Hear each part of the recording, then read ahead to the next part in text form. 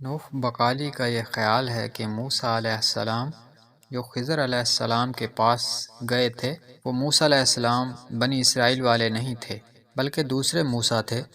یہ سن کر ابن عباس رضی اللہ عنہما بولے کہ اللہ کے دشمن نے جھوٹ کہا ہے۔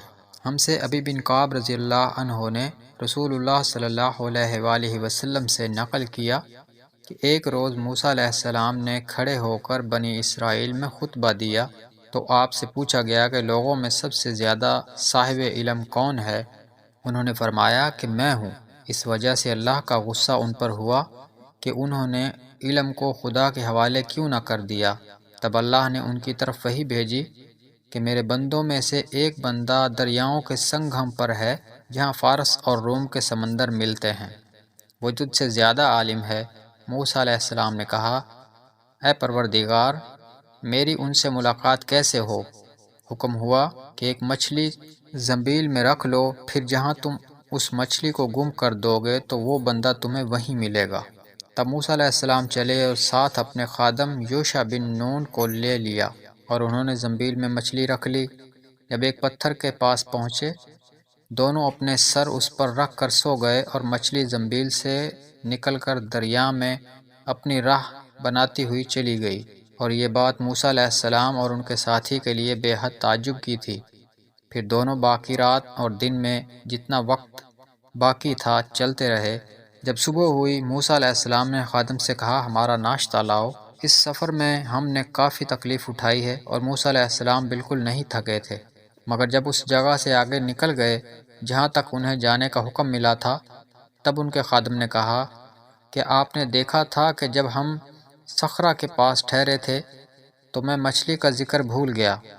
بقول بعض صخرہ کے نیچے آب حیات تھا، وہ اس مچھلی پر پڑا اور وہ زندہ ہو کر بقدرت الہی دریا میں چل دی۔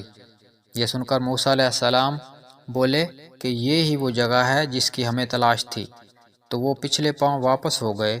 جب پتھر تک پہنچے تو دیکھا کہ ایک شخص کپڑا اوڑھے ہوئے موجود ہے۔ موسیٰ علیہ السلام نے انہیں سلام کیا۔ خضر علیہ السلام نے کہا کہ تمہاری سرزمین میں سلام کہاں؟ پھر موسیٰ علیہ السلام نے کہا کہ میں موسیٰ علیہ السلام ہوں۔ خضر بولے کہ بنی اسرائیل کے موسیٰ؟ انہوں نے جواب دیا کہ ہاں۔ پھر کہا کہ کیا میں آپ کے ساتھ چل سکتا ہوں تاکہ آپ مجھے ہدایت کی وہ باتیں بتلاؤ جو خدا نے خاص آپ ہی کو سکھلائی ہیں؟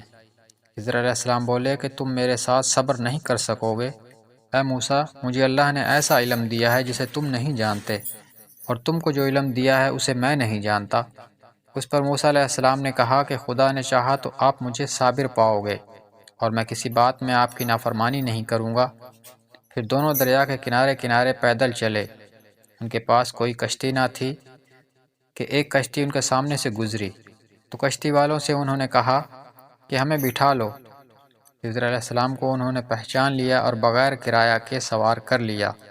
اتنے میں ایک چڑیا آئی اور کشتی کے کنارے پر بیٹھ گئی۔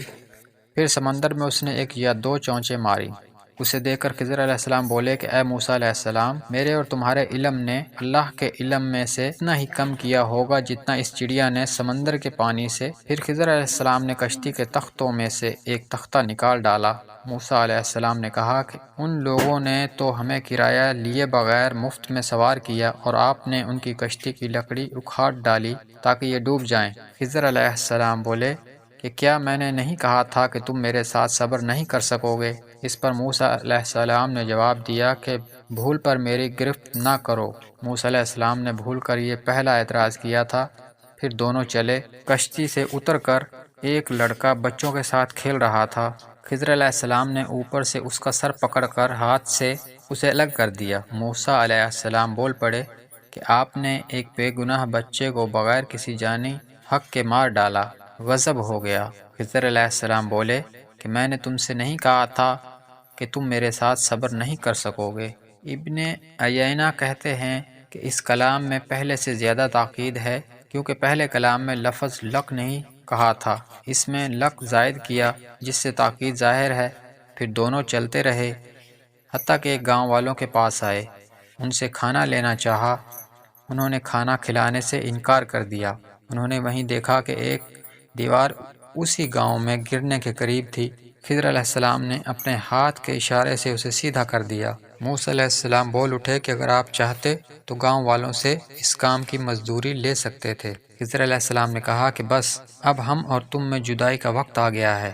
جناب محبوب کبریا رسول اللہ صلی اللہ علیہ وآلہ وسلم فرماتے ہیں کہ اللہ موسیٰ علیہ السلام پر رحم کرے۔ ہماری تمنا تھی کہ موسیٰ علیہ السلام کچھ دیر اور صبر کرتے تو مزید واقعات ان دونوں کے بیان کیے جاتے اور ہمارے سامنے روشنی میں آتے، مگر حضرت موسیٰ علیہ السلام کی عجلت نے اس علم لدنی کے سلسلہ کو جلد ہی منقطع کرا دیا۔ محمد بن یوسف کہتے ہیں کہ ہم سے علی بن خشرم نے یہ حدیث بیان کی، ان سے سفیان بن عیینہ نے پوری کی پوری بیان کی۔